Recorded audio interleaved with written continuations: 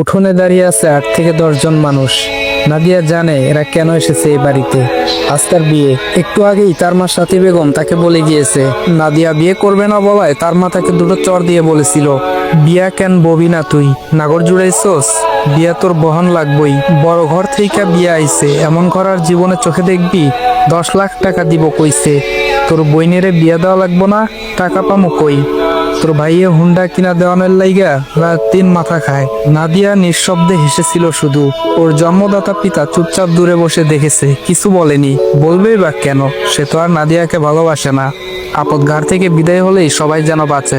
ছেলের পক্ষের 2জন মেয়ে নাদিয়াকে বউ সাজিয়ে দেয়, বিয়ে পড়ানো হয়। ছেলে পক্ষ কোনো খাওয়া দাওয়া করে না। বিয়ে পড়ানো শেষ হতেই কাজী সাহেব নিজের পাওনা নিয়ে চলে যান। ছেলে পক্ষের সবাই বউ নিয়ে বের হওয়ার জন্য তাড়াহুড়া শুরু করে। রাত প্রায় 1টা বাজতে চললো।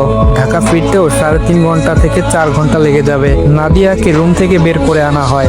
অন্য রুম থেকে বেরিয়ে আসে নাদিয়ার সদ্য হওয়া বর। নাদিয়া অন্ধকারের মাঝেই একবার চোখ তুলে তাকায়, তবে বুঝতে পারে না কোনটা ওর বর, কারণ ওখানে বরের বেশে কেউ নেই। সকলের পরনে ফর্মাল ড্রেস। নাজমুল হক শুধু নামমাত্র বাবার দায়িত্ব পালন করার জন্য মেয়ের হাত তুলে দেন মেয়ের জামাইয়ের হাতে।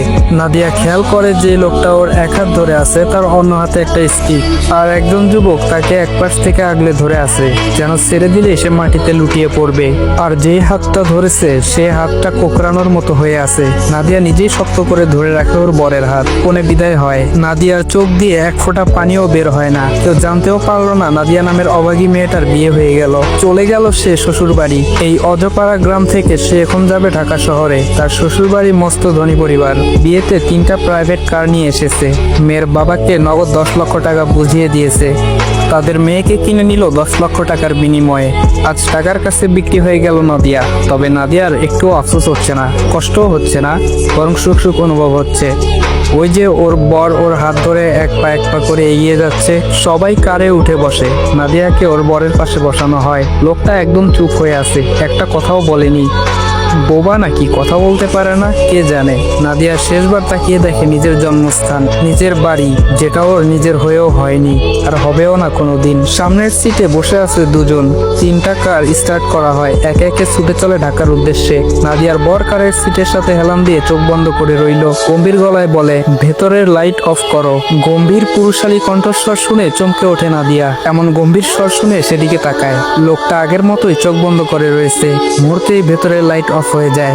নাদিয়া নিজেও হেলান দিয়ে চোখ বন্ধ করে নেয়। ভীষণ ঘুম পাচ্ছে এসির ঠান্ডা বাতাসে। উত্তপ্ত দেহটা শীতল হয়ে গেছে একটু সময়ের মধ্যে। নাদিয়ার ঘুম ভাঙে একটি ছেলের ডাকে, যে কিনা ভাবি ভাবি বলে ডেকে চলেছে। নাদিয়া হুড়মুড়িয়ে সোজা হয়ে বসে। 2 হাতে চোখ কষলে চোখ বড় বড় করে তাকায়। পাশে তাকিয়ে দেখে ওর বর কার থেকে বেরিয়ে গেছে।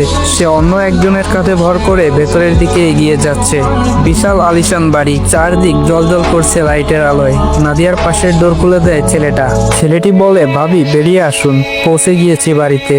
নাদিয়া নেমে দাঁড়ায়। 2জন মেয়ে নাদিয়াকে বাড়ির প্রবেশ গেটের কাছে এগিয়ে নিয়ে যায়।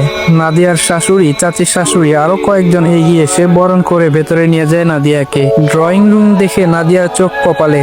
টিভিতে দেখা বাড়িগুলোর মতো সুন্দর ভেতরটা। সুন্দর সুন্দর ফার্নিচারে ঠাসা প্রত্যেকটা কোণা। নিখুঁতভাবে সাজানো হয়েছে পুরো ড্রয়িং রুম। নাদিয়া মাথা নিচু করে নেয়, দৃষ্টি স্থির করে ফ্লোরে। মার্বেল পাথরের টাইলস দিয়ে তৈরি ফ্লোর, লাইটের আলোয় ঝকঝক করছে। আসসালামু আলাইকুম এভরিওয়ান, সবাই নেক্সট পার্টের জন্য অপেক্ষা করো। আর স্টোরিটা তোমাদের কেমন লাগতেছে সেটা জানাতে ভুলবে না।